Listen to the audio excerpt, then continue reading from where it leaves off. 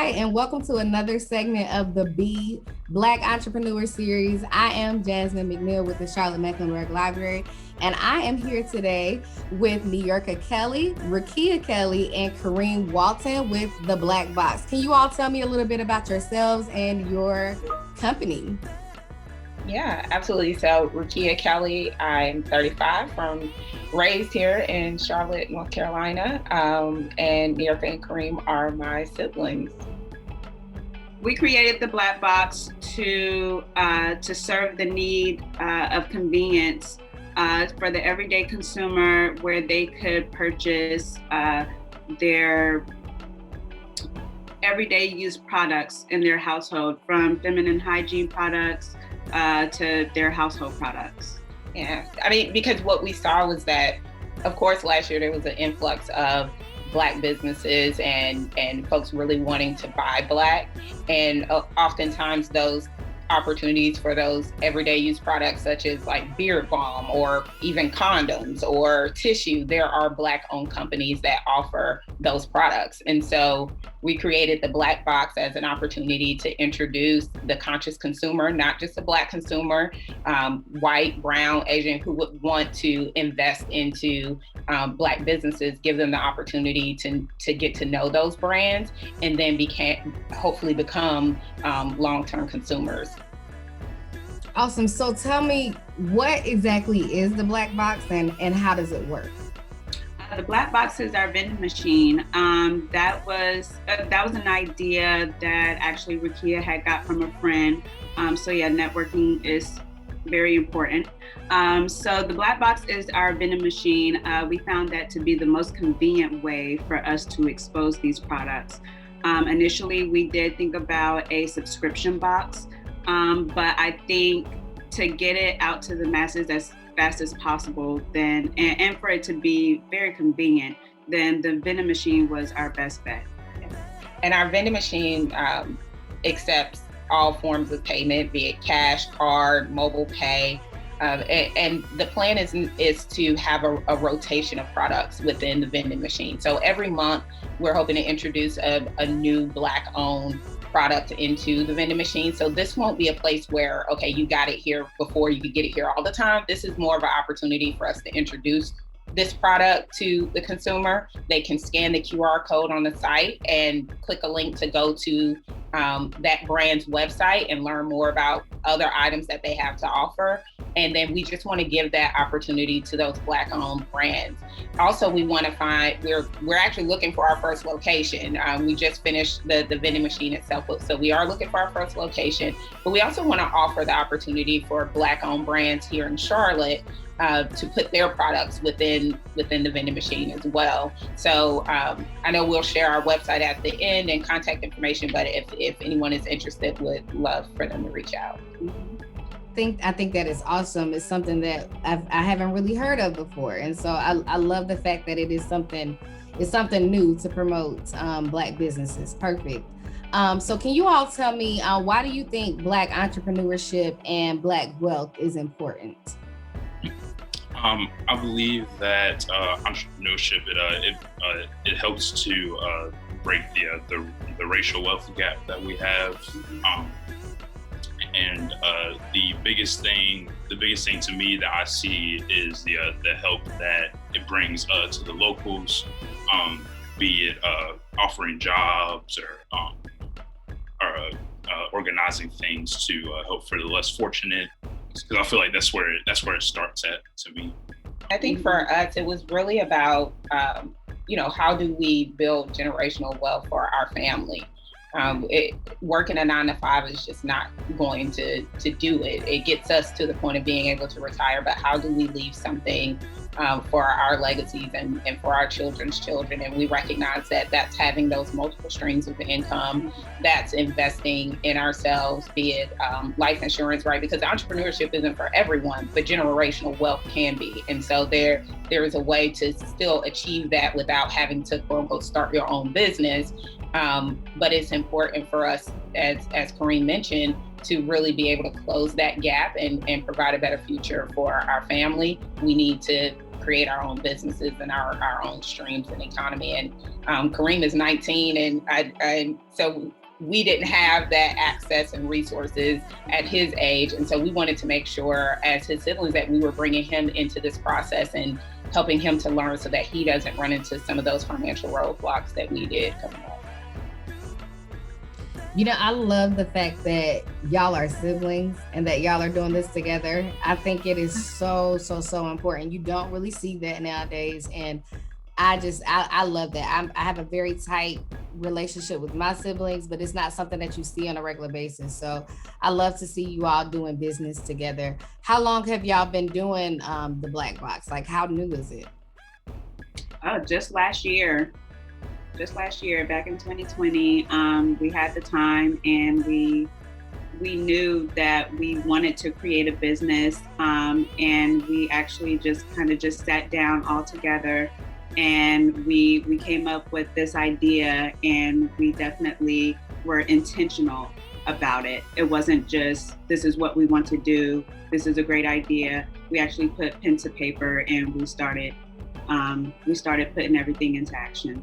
Yeah, and I think for us too, it's about passion and community too. We want to be entrepreneurial activists, right? Like everything that we do, we want it to be in support of our community and of our people, because that's where our passion lies. So I think it really drove the ideas that we came up with, and this being one of the first, just really excited about supporting other Black businesses.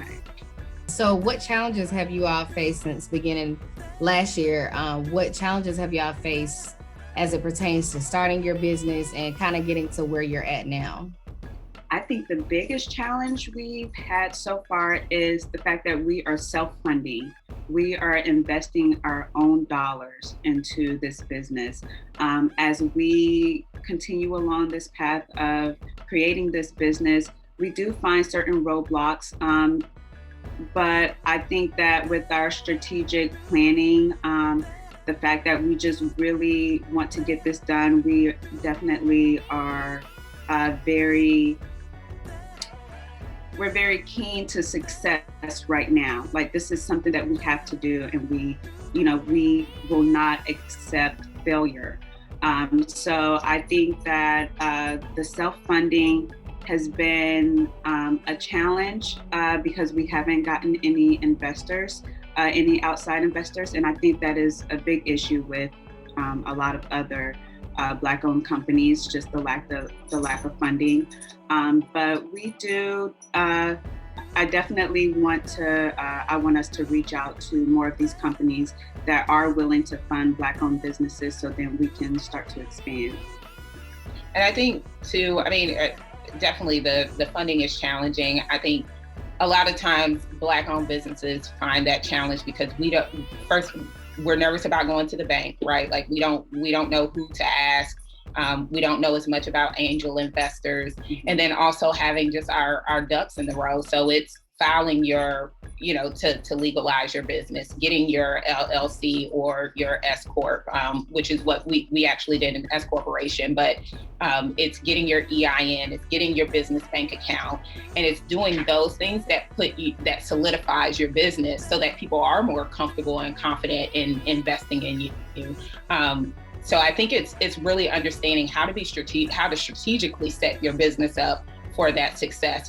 And I think having those resources are really important. But I think that was definitely one of the biggest challenges. I would also say just finding a balance. I'm finishing school. I work a 9 to 5. I have a child. I have this business and a couple of others. My sister has children. She's working. My brother's in school. So it's finding that balance to really make the time to invest. To get your business where you want it to be, but also rejecting the mindset of like this grind culture of I'm just going to go until I'm burnt out. So really trying to being patient and not feeling like, okay, I got to get it in there right now. And now you're burnt out, tired, stressed, going off on people. So we've been very, as Niurka mentioned, just really intentional about how we moved with getting all this set up. I'd say one thing I don't know if they had to deal with. I know I definitely did, but just just making sure that you really that you're really down for starting the business. You know, there's we're already at the start, but I mean, I know there's a lot that goes into a successful business. There's a lot that goes into managing it, not even just making it a successful business in its own, but maintaining that success. Yeah. So that's one thing that I kind of dealt with just starting, or before even starting, just making sure that I really could commit all that I could to it. Right. It's a big commitment. Yeah, absolutely. And I definitely think that's important, for sure. All right. So what would you say is your key to success? What did you guys do to get to where you're at now? I would say my key to success is definitely taking care of my mental health. I think as I mentioned, we all have so many moving parts. And if you aren't taking care of yourself, it's so easy to get burnt out.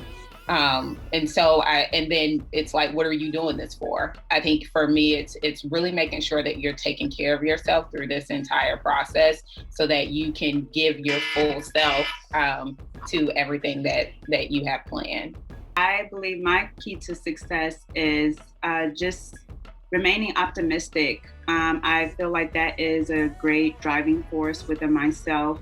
If I feel like this business idea will come into fruition, then I really feel like we will do whatever we can to actually get it done. My biggest key of success to me is just doing whatever makes you feel content with your life, makes you feel happy.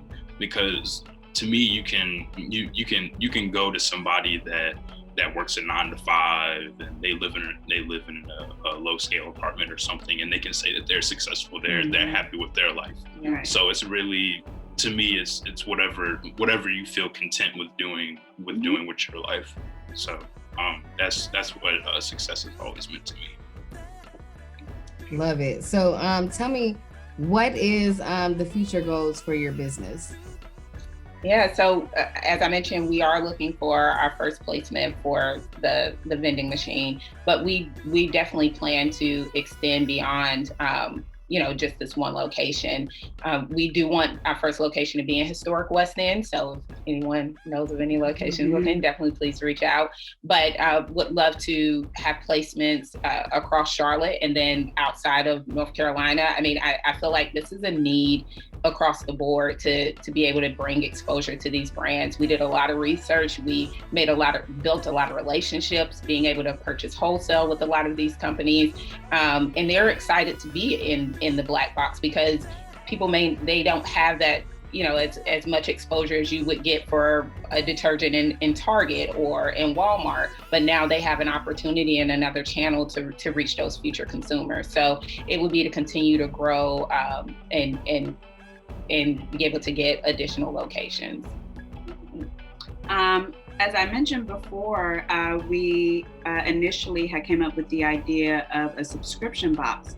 That's still in the works. We are focusing more on the vending machine right now, but the Blaq Box subscription box will also serve the same purpose as the vending machine does. It will be a quarterly subscription box, and definitely we will use the same products depending on size, and we will use a lot of the same vendors, but just like the vending machine, we will definitely keep different vendors in rotation, and we're going to try to curate it as best as possible for our consumer. I'd say one of my, or I'd say like the future goal for me, just looking into the long term of our business. I want us to eventually have businesses that are just in different avenues.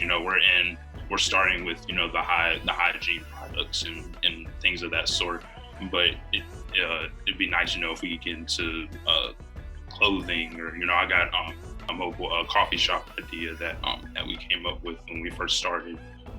So just branching out in terms of ideas that we have to start businesses, things of that sort.